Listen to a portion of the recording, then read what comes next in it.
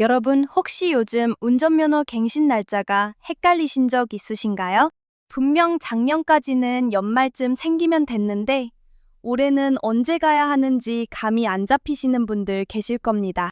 그리고 7년 동안 무사고로 운전했으니까 2종에서 1종으로 바꾸는 건 당연히 되는 줄 알았는데, 갑자기 서류를 더 내라는 얘기를 들으면 당황스러우실 거예요. 더 놀라운 건 약물 운전입니다. 술만 안 마시면 괜찮다고 생각하셨죠? 그런데 이제는 감기약 먹고 운전했다가도 걸릴 수 있고, 검사 자체를 거부하면 그것만으로도 처벌 대상이 됩니다. 그리고 착한 운전 마일리지라는 제도를 들어보셨을 겁니다. 좋은 제도라는 건 알겠는데 정확히 언제 어떻게 쓰는 건지 아시나요? 그냥 가입만 해두면 되는 건지 아니면 특정 시점에 신청해야 하는 건지 헷갈리실 수 있어요. 그동안 제도가 바뀔 때마다 현장에서 운전자분들이 실제로 어디서 막히고 어디서 손해를 보는지 계속 지켜봤습니다.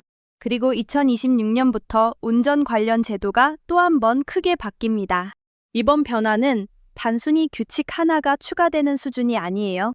면허 관리 방식 자체가 촘촘해지고 고위험 운전자는 더 강하게 관리하고 사고가 나기 전에 미리 막는 예방중심 제도가 대폭 늘어납니다. 핵심만 말씀드리면 세 가지입니다. 첫째, 면허 갱신과 적성검사 기준이 연 단위에서 생애 기준으로 바뀌면서 개인마다 기간이 달라집니다. 그래서 작년 방식대로 하면 놓칠 수 있어요. 둘째, 2종에서 1종으로 전환할 때 무사고 기간만으론 부족하고 실제 운전 경력을 증명해야 합니다. 장롱 면허였던 분들은 이 부분에서 막힐 수 있습니다. 셋째, 약물운전 처벌이 대폭 강화되고 검사 거부 자체가 별도 처벌 대상이 됩니다. 술만 조심하면 된다는 생각은 이제 위험합니다. 그리고 상습 음주운전자에겐 장치가 달린 차량만 운전할 수 있도록 조건이 붙고 운전을 오래 쉬었던 분들을 위한 찾아가는 도로 연수도 확대됩니다. 마지막으로 착한 운전 마일리지는 지금 바로 신청해두는 게 유리합니다. 나중에 벌점이 쌓였을 때 쓸 수 있는데 그때 가서 급하게 만들면 소용없어요. 오늘 영상은 2026년부터 달라지는 제도를 날짜까지 정확히 짚어드리고 여러분이 지금 당장 뭘 준비해야 하는지, 착한 운전 마일리지는 언제 어떻게 활용하는 게 진짜 도움이 되는지까지 한 번에 정리해드립니다. 제도를 모르고 있으면 손해를 보고 알고 있으면 위험을 피할 수 있습니다. 그리고 이 내용은 나이 드신 부모님, 오랜만에 운전대 잡으려는 가족, 평소 약 드시는 분들에게도 꼭 필요한 정보입니다. 여러분은 지금 가장 걱정되는 변화가 무엇인가요? 댓글로 남겨주세요. 얼마 전에 제 지인인 63세 이성호 님이 이런 얘기를 하셨어요. 면허증에 적혀있는 날짜만 믿고 있다가 갱신 시기를 놓칠 뻔했다는 겁니다. 이성호 님은 평소에 장도 보러 다니고 건강검진센터도 오가야 해서 운전이 꼭 필요한 분이에요. 그런데 작년까지는 연말쯤 챙기면 됐는데 올해는 갑자기 생애 기준으로 바뀌면서 기간이 애매해진 거죠. 면허증 뒷면에 적힌 문구를 봐도 정확히 언제까지인지 감이 안 잡히고 주변에서는 올해 안에 가면 된다는 사람도 있고 생애 전후로 가야 한다는 사람도 있어서 헷갈렸다는 겁니다. 결국엔 도로교통공단 홈페이지 들어가서 본인 조회를 해보고 나서야 정확한 기간을 알았다고 하더라고요. 만약 그냥 넘어갔으면 갱신 시기를 놓쳐서 면허가 효력 정지될 뻔했던 거예요. 면허가 정지되면 차를 몰고 나갈 수가 없으니까 병원 가는 것도 불편하고 장 보는 것도 가족한테 부탁해야 하잖아요. 이성호님처럼 혼자 사시는 분들한테는 정말 일산이 흔들리는 문제입니다. 그리고 또 한 분, 박미경님은 2종 보통면허를 갖고 계셨는데 7년 동안 무사고로 운전해 왔으니까 이제 슬슬 1종으로 바꿔볼까 생각하셨대요. 그런데 막상 알아보니까 2026년 3월 19일부터는 무사고 기간만으로는 안 되고 실제로 운전한 경력을 증명해야 한다는 거예요. 박미경님은 차는 남편 명의로 되어 있고 보험도 남편 이름으로 가입되어 있어서 본인이 실제로 운전을 했다는 걸 어떻게 증명해야 할지 막막하다고 하셨습니다. 게다가 가족 중에 큰아들이 있는데 그 아들이 장롱면허 상태로 몇 년을 보내다가 다시 운전을 시작하려고 하는데 도로 연수를 어디서 받아야 할지도 고민이라고 하더라고요. 운전학원은 멀고 무작정 지인한테 부탁하자니 불안하고 그렇다고 무등록 연수는 불법이라는 얘기도 들어서 어떻게 해야 할지 모르겠다는 겁니다. 여기서 중요한 포인트가 하나 있습니다. 이 두 분의 이야기를 듣고 나면 아시겠지만 2026년 변화는 한 가지 제도만 바뀌는 게 아니라는 겁니다. 갱신 기준도 바뀌고 면허 전환 기준도 바뀌고 단속과 처벌도 강해지고 재범 방지 장치도 생기고 초보나 장롱 면허 운전자를 지원하는 제도도 확대됩니다. 이 모든 게 한꺼번에 연결돼서 움직이는 거예요. 그래서 하나만 놓쳐도 내 상황에서 어디가 위험해지는지 감이 안 잡히실 수 있습니다. 예를 들어서 갱신 기간을 놓쳤는데 그 상태에서 착한 운전 마일리지를 신청하려고 하면 안 되거든요. 면허가 정지나 취소 상태면 신청 자체가 불가능합니다. 그리고 약물 운전은 나는 술만 안 마시니까 괜찮다고 생각하시는 분들이 많은데 이제는 감기약 먹고 졸린 상태로 운전했다가도 걸릴 수 있어요. 검사 거부하면 그것만으로도 처벌 대상이 됩니다. 이런 변화들이 왜 지금 중요한지 말씀드릴게요.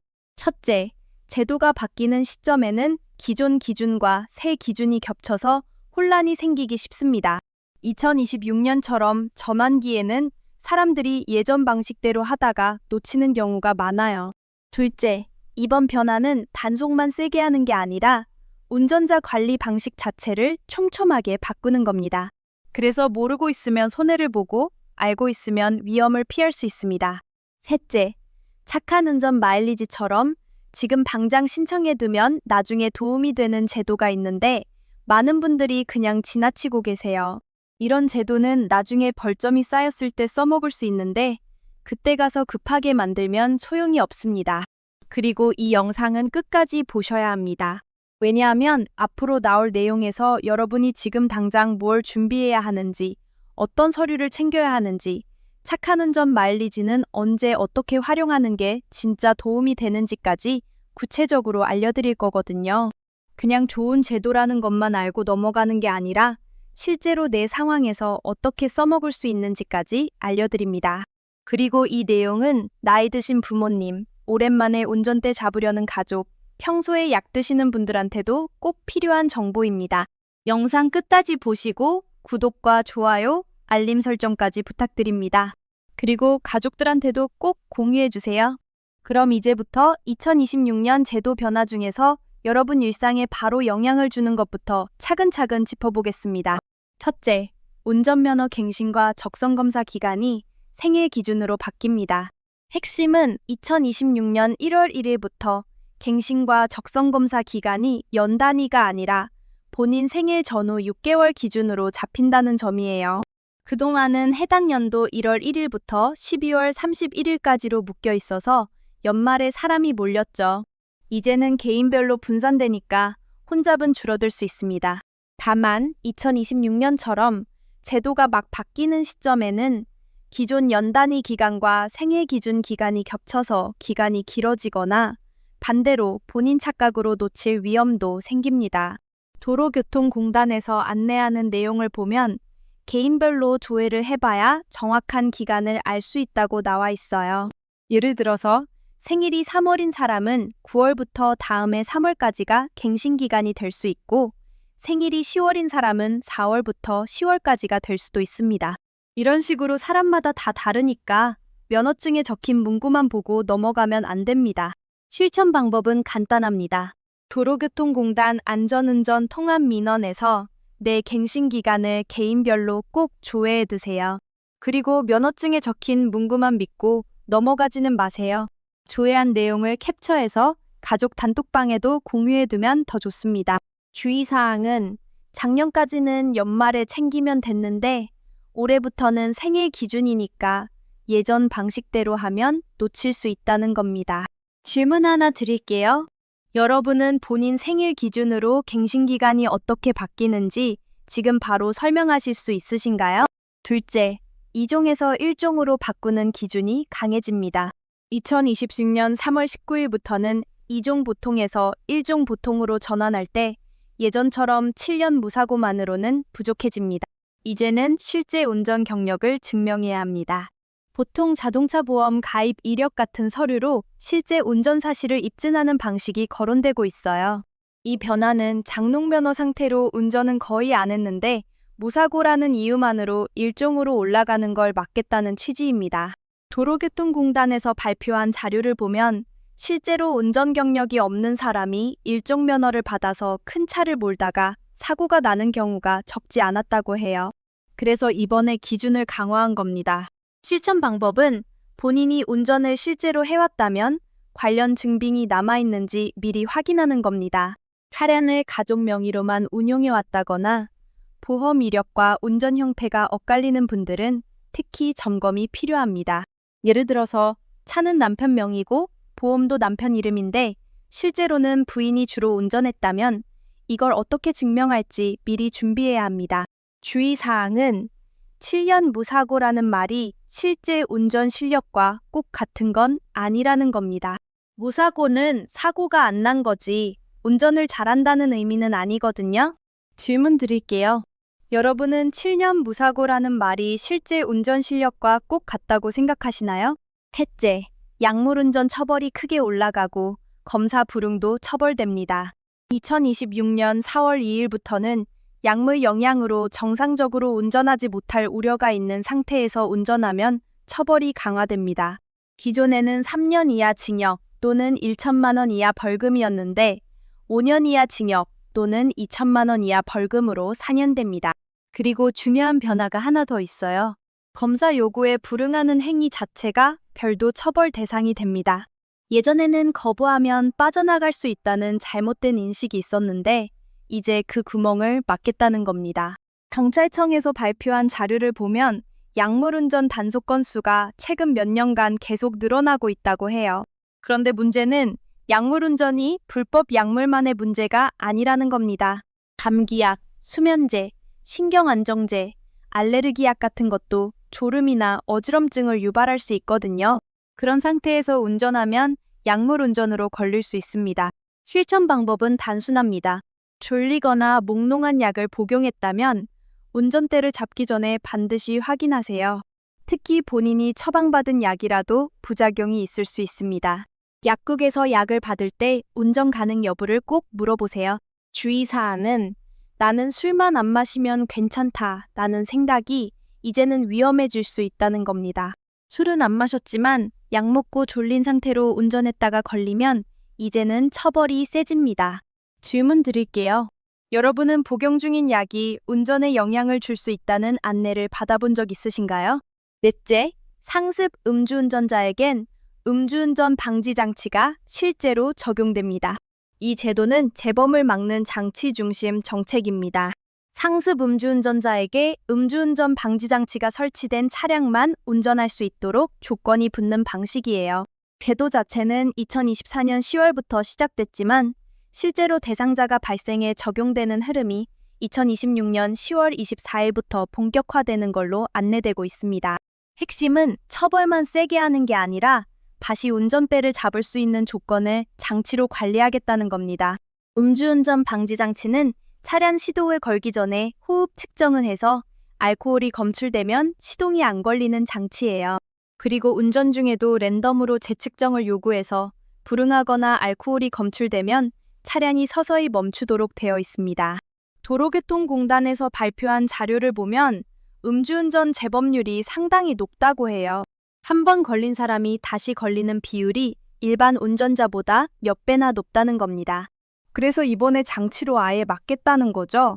실천 방법은 가족 중에 관련 위험이 있는 분이 있다면 앞으로는 단순히 반성하면 끝나는 문제가 아니라 차량 운행 조건 자체가 달라질 수 있다는 점을 미리 알고 대비하는 겁니다. 주의사항은 음주 다음 날에도 대수롭지 않게 운전하는 분들이 있는데 이제는 그런 습관이 정말 위험해질 수 있다는 겁니다.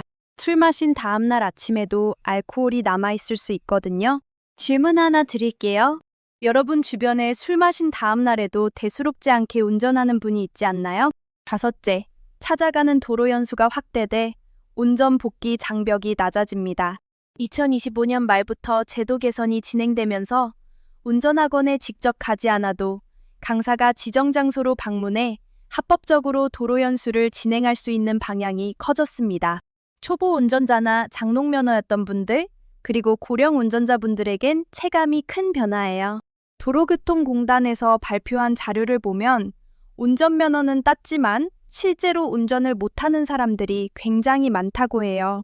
그런데 운전학원은 멀고 무작정 지인한테 부탁하자니 불안하고 그렇다고 무등록 연수는 불법이라는 얘기도 들어서 어떻게 해야 할지 모르겠다는 분들이 많았습니다.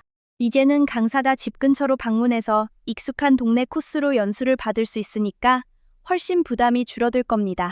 실천 방법은 집 근처에서 안전하게 합법 연수를 받을 수 있는 경로를 찾는 겁니다. 무작정 지인에게 부탁해서 불안하게 연습하는 방식은 위험할 수 있어요. 주의사항은 오랜만에 운전할수록 처음 며칠이 사고 위험이 높다는 점입니다. 운전 감각이 돌아올 때까지는 시간이 걸리거든요. 질문 드릴게요. 여러분은 도로 연수, 어디에서 어떻게 받는 게 가장 안전하다고 생각하시나요? 여섯째, 그리고 오늘 영상의 핵심 중 하나가 착한 운전 마일리지입니다. 이 제도는 경찰청이 운영하고 운전면허만 있으면 누구나 무료로 신청할 수 있습니다. 신청하면 효력은 바로 적용되고요. 신청일로부터 1년 동안 무사고, 무위반을 지키면 마일리지 10점이 쌓입니다. 이 서약은 매년 반복할 수 있고 횟수 제한 없이 누적됩니다. 중요한 건 사용 방식이에요. 벌점이 40점 이상이 되어 면허 정지 처분 대상이 될 때 마일리지 10점으로 벌점 10점을 감경하고 면허 정지 기간도 10일 줄일 수 있습니다. 그리고 쓰지 않으면 소멸되지 않고 계속 유지됩니다. 다만 면허가 정지나 취소 상태이면 신청이 안 되는 점은 꼭 기억하셔야 합니다. 또 서약 기간 중 위반이나 사고가 생기면 그 서약은 무효가 되지만 다음 날부터 다시 서약을 신청할 수 있습니다. 경찰청에서 발표한 자료를 보면 착한 운전 마일리지를 신청한 사람들은 실제로 교통법규를 더 잘 지키는 경향이 있다고 해요. 서약했다는 것만으로도 운전 습관이 조금씩 바뀐다는 겁니다. 그리고 나중에 벌점이 쌓였을 때 이게 정말 큰 도움이 됩니다. 예를 들어서 신호 위반, 속도 위반 같은 걸로 벌점이 조금씩 쌓이다가 어느 날 보니까 40점 가까이 됐다면 그때 마일리지 10점을 쓰면 면허 정지를 피할 수 있거든요. 실천 방법은 지금 바로 경찰청 교통민원 24 이파인에서 신청하거나 가까운 경찰서나 지구대, 파출소에 방문해서 신청하는 겁니다. 주의사항은 면허가 정지나 취소 상태면 신청이 불가하다는 점, 서약 중 위반이 발생하면 그 서약은 무효지만 다음 날부터 재신청이 가능하다는 점입니다. 질문 드릴게요. 여러분은 착한 운전 마일리지를 그냥 좋은 제도라고만 알고 계셨나요? 아니면 언제 어떻게 쓰는지까지 알고 계셨나요? 일곱째, 벌점 감경 외에도 착한 운전 마일리지는 보험료 할인에도 도움이 될 수 있습니다. 일부 보험사에서는 착한 운전 마일리지를 보유하고 있거나 무사고 사약을 지킨 이력이 있는 운전자에게 보험료 할인 혜택을 주는 경우가 있어요. 보험사마다 기준이 다르니까 본인이 가입한 보험사에 문의해서 확인해 보시는 게 좋습니다. 그리고 착한 운전 마일리지는 본인의 안전운전 이력을 증명하는 자료로도 쓸 수 있습니다. 예를 들어서 회사에서 업무용 차량을 운전해야 하는데 본인이 안전하게 운전할 수 있다는 걸 증명해야 할 때 착한 운전 마일리지 이력을 보여주면 도움이 됩니다. 실천 방법은 보험 갱신할 때 착한 운전 마일리지 할인이 있는지 꼭 물어보는 겁니다. 주의사항은 모든 보험사가 다 해주는 건 아니니까 여러 곳을 비교해보는 게 좋다는 점입니다. 여덟째, 2026년 변화 중에서 또 하나 놓치면 안 되는 게 있습니다. 바로 교통안전교육 의무화가 강화된다는 점이에요. 특정 위반 행위를 한 운전자는 교통안전교육을 의무적으로 이수해야 하는데 이수하지 않으면 면허 갱신이 안 되거나 불이익을 받을 수 있습니다. 도로교통공단에서 발표한 자료를 보면 교통안전교육을 받은 사람들은 재위반율이 현저히 낮아진다고 해요. 그래서 이번에 의무화를 강화한 겁니다. 실천 방법은 본인이 교통안전교육 대상자인지 미리 확인하고 대상자라면 기한 내에 꼭 이수하는 겁니다. 주의사항은 교육 이수를 미루다가 면허 갱신 시기에 걸리면 갱신이 안 될 수 있다는 점입니다. 이제 다음 장에서는 오늘 내용이 헷갈리지 않도록 내 상황별로 무엇을 먼저 준비하면 되는지 실천 중심으로 정리해 드리겠습니다. 첫째, 갱신과 적성 검사는 오늘 바로 본인 기간부터 확인하세요. 추가로 기억하실 건 2026년처럼 전환기에는 기존 기준과 새 기준이 함께 적용되는 안내가 있어 혼란이 생길 수 있다는 겁니다. 실천 방법은 도로교통공단 안전운전 통합민원에서 마이페이지로 들어가 내 갱신 기간을 캡처해서 가족 단톡방에도 공유해두는 거예요. 그리고 휴대폰 캘린더에 알림을 설정해두면 더 좋습니다. 주의사항은 주변에서 오래면 된다더라 같은 말만 믿고 넘기면 손해볼 수 있다는 겁니다. 갱신 기간은 이제 개인마다 다르니까 본인 것을 직접 확인해야 합니다. 그리고 적성 검사를 받아야 하는 분들은 검사 항목도 미리 확인해 두세요. 시력, 청력 같은 기본 검사가 있고 고령 운전자는 추가 검사가 있을 수 있습니다. 질문 드릴게요. 여러분 가족 중에 갱신 시기 헷갈려하는 분이 지금 떠오르시나요? 부모님이나 배우자, 형제, 자매 중에 운전하시는 분들 갱신 기간을 한번 확인해 보세요. 둘째, 2종에서 1종 전환을 계획 중이면 서류부터 점검하세요. 추가 정보로 2026년 3월 19일부터는 무사고 기간만으로는 안 되고 실제 운전 경력 증빙이 필요하다는 점이 핵심입니다.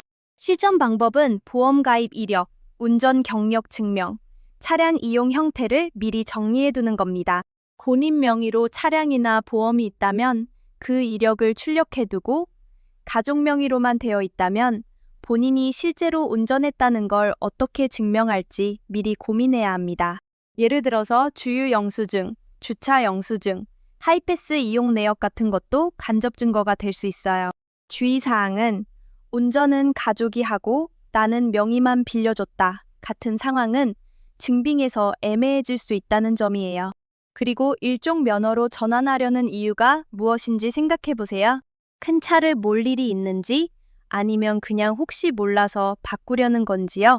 실제로 큰 차를 몰 일이 없다면 굳이 서두를 필요는 없습니다. 질문 드릴게요. 여러분은 본인 이름으로 운전 경력이 남아있다고 확신하시나요? 셋째, 약물 운전은 나는 해당 없다가 가장 위험합니다. 추가 정보로 약물 운전은 불법 약만의 문제가 아니라 정상적으로 운전하지 못할 우려가 있는 상태 자체가 문제입니다. 2026년 4월 2일부터 처벌이 5년 이하 징역 또는 2천만 원 이하 벌금으로 강화되고 검사 불응도 처벌 대상이 됩니다. 실천 방법은 새로 약을 처방받으면 운전 가능 여부를 바로 확인하고 어지럽거나 졸리면 그날은 대중교통이나 가족 도움을 선택하는 겁니다. 그리고 약 복용 후에는 최소 몇 시간은 운전을 삼가는 게 좋습니다. 약마다 효과가 나타나는 시간이 다르니까 약사나 의사한테 꼭 물어보세요. 주의사항은 술만 안 마시면 된다라는 생각이 이제는 위험해질 수 있다는 점이에요. 감기약, 수면제, 신경안정제, 알레르기약 같은 것도 졸음이나 어지럼증을 유발할 수 있습니다. 그리고 약 여러 개를 같이 복용하면 부작용이 더 강해질 수 있으니까 복용 중인 약 리스트를 관리해두는 게 좋습니다. 질문 드릴게요. 여러분은 약 복용 후 운전이 위험했던 경험이 있으신가요? 졸리거나 어지러워서 위험할 뻔한 적이 있다면 그때 어떻게 대처하셨는지 떠올려 보세요. 넷째, 상습 음주운전 방지 장치는 남의 일처럼 보이지만 가족 일상이 흔들릴 수 있습니다. 추가 정보로 2026년 10월 24일부터 실제 대상자에게 적용이 시작되는 흐름으로 안내되고 있습니다. 실천 방법은 가족 중 재범 위험이 있는 분이 있다면 설득의 방식이 바뀌어야 한다는 걸 아는 겁니다. 이제는 도덕의 문제가 아니라 운전 조건 자체가 달라집니다. 음주운전 방지 장치가 달린 차량만 운전할 수 있게 되면 그 차량을 구하는 것도 문제고 장치 비용도 부담이 됩니다. 그리고 운전 중에도 랜덤으로 재측정을 해야 하니까 번거로움도 있어요. 주의사항은 음주 다음날 괜찮겠지 같은 판단이 가장 위험하다는 겁니다. 술 마신 다음날 아침에도 알코올이 남아있을 수 있거든요. 특히 밤늦게까지 마셨다면 다음날 오전까지도 알코올이 검출될 수 있습니다. 그리고 음주운전은 본인만의 문제가 아니라 가족 전체의 문제가 됩니다. 면허가 정지되면 출퇴근도 불편하고 가족 일정도 다 흔들리잖아요. 질문 드릴게요. 여러분 집에서 운전대를 잡는 사람이 누구인지, 술자리 다음날 운전 습관은 어떤지 떠올려 보셨나요? 5째, 찾아가는 도로 연수는 비용보다 안전이 우선입니다. 추가 정보로 방문형 도로 연수는 학원에 가지 않아도 지정 장소에서 합법적으로 교육을 받을 수 있도록 바뀌는 흐름입니다. 실천 방법은 무등록 연수에 기대지 말고 공식 경로로 연수를 받는 겁니다. 익숙한 동네 코스로 연수받을 수 있으면 고령 운전자나 장롱 면허였던 분에게 특히 도움이 됩니다. 도로교통공단이나 지역 운전학원에 문의해서 방문형 연수가 가능한지 확인해 보세요. 그리고 연수 비용은 학원마다 다르니까 여러 곳을 비교해 보는 게 좋습니다. 주의사항은 오랜만에 운전할수록 처음 며칠이 사고 위험이 높다는 점이에요. 운전 감각이 돌아올 때까지는 시간이 걸리니까 처음엔 짧은 거리부터 시작해서 점점 거리를 늘려가는 게 좋습니다. 그리고 혼자 연습하지 마세요. 옆에 경험 많은 사람이 타고 있으면 훨씬 안전합니다. 6째, 착한 운전 마일리지는 오늘 가입하는 사람이 이깁니다. 추가 정보로 착한 운전 마일리지는 신청 즉시 효력이 적용되고 1년 무사고 무위반이면 10점이 쌓입니다. 실천 방법은 지금 바로 경찰청 교통민원 24 이파인에서 신청하거나 가까운 경찰서나 지구대, 파출소에 방문해서 신청하는 겁니다. 온라인으로 신청하면 몇 분 안 걸립니다. 본인 인증하고 서약 내용 확인하고 신청 버튼만 누르면 끝이에요. 주의사항은 면허가 정지나 취소 상태면 신청이 불가하다는 점, 서약중 위반이 발생하면 그 서약은 무효지만 다음 날부터 재신청이 가능하다는 점입니다. 그리고 마일리지는 누적되니까 매년 반복해서 신청하면 좋습니다. 10점씩 계속 쌓이면 나중에 벌점이 쌓였을 때 여러 번 쓸 수도 있어요. 그리고 착한 운전 마일리지는 가족도 각자 신청할 수 있으니까 가족 단톡방에 공유해서 다 같이 신청하면 좋습니다. 질문 드릴게요. 여러분은 오늘 영상 끝나고 바로 신청해 두실 건가요? 아니면 나중에 해야지 하고 미루실 건가요? 나중에는 까먹기 쉽습니다. 지금 바로 하세요. 7째, 벌점 조회도 정기적으로 하는 습관을 들이세요.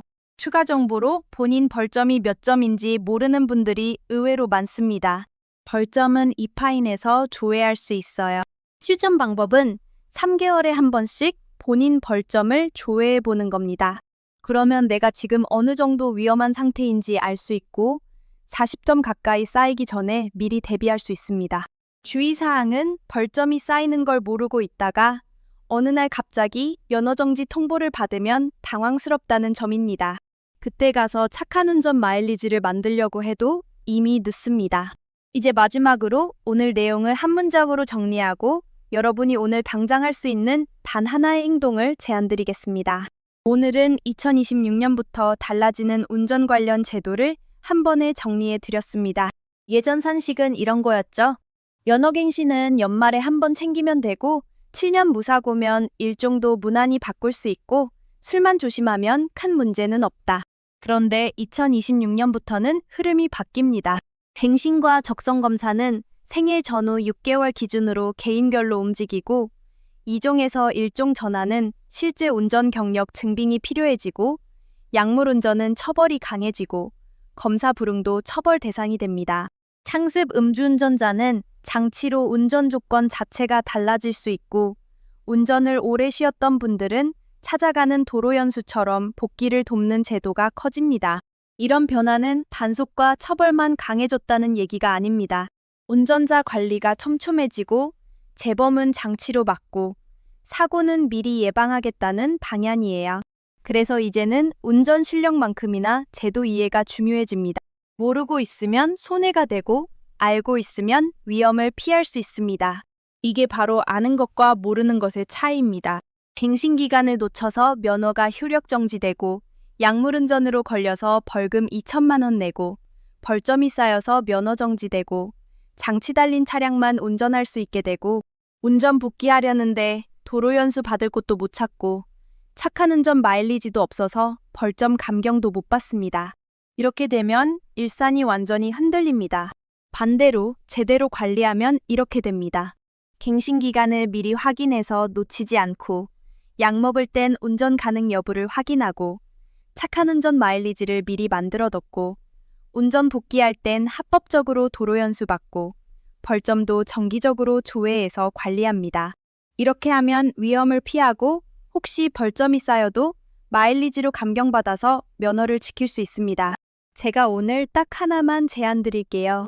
오늘 영상 보고 나면 착한 운전 마일리지를 바로 신청해 두세요. 이건 나중에 벌점을 줄이는 꼼수가 아니라 내 운전 생활을 지켜주는 사전 안전장치입니다. 그리고 갱신 기간도 오늘 바로 조회해서 가족에게 공유해 두시면 더 좋습니다. 이 두 가지만 오늘 하셔도 2026년 변화의 절반은 대비하신 겁니다. 그리고 가족 중에 운전하시는 분들한테도 이 영상을 공유해 주세요. 여러분은 오늘 내용 중에서 어떤 변화가 제일 불안하거나 궁금하셨나요? 댓글로 남겨주세요. 착한 운전 마일리지 신청하셨으면 댓글로 신청했어요 라고 남겨주세요. 여러분이 실천하는 모습을 보면 저도 힘이 납니다. 오늘 영상이 도움되셨다면 구독과 좋아요, 알림 설정까지 부탁드립니다. 그리고 가족, 친구들한테도 꼭 공유해주세요. 여러분의 안전한 운전 생활을 응원합니다. 감사합니다.